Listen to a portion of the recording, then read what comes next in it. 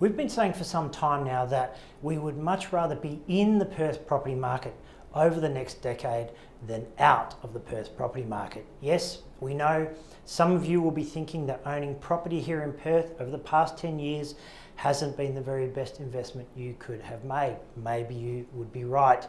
If you look at headline figures, the share market has certainly outperformed the Perth property market over that period, and that is especially the case if you were smart enough, and by that I mean brave enough, to buy during 2009 after the effects of the GFC had filtered through and share prices had significantly dropped.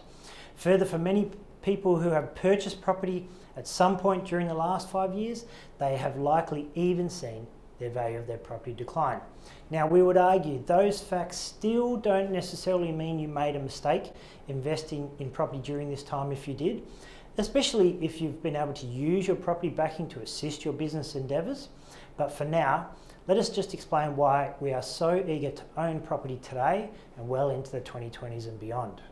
First and foremost, because the time to buy is when prices are down, or arguably even better, just before prices start to improve.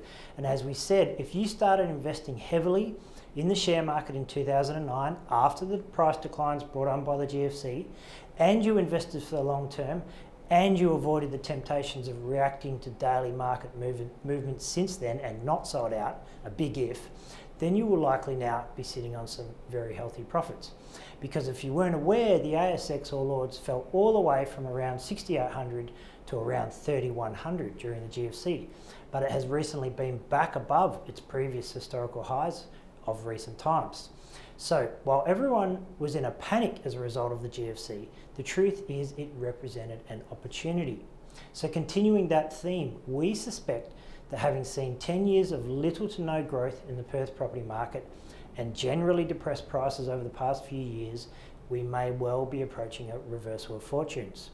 It has recently been announced that the Perth property market has hit what some are calling a technical definition of a crash, because as of July 2019, prices have now fallen 20% from their peak.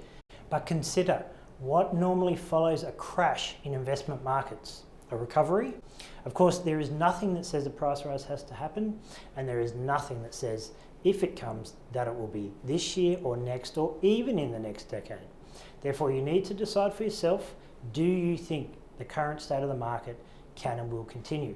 Or do you think things will finally improve?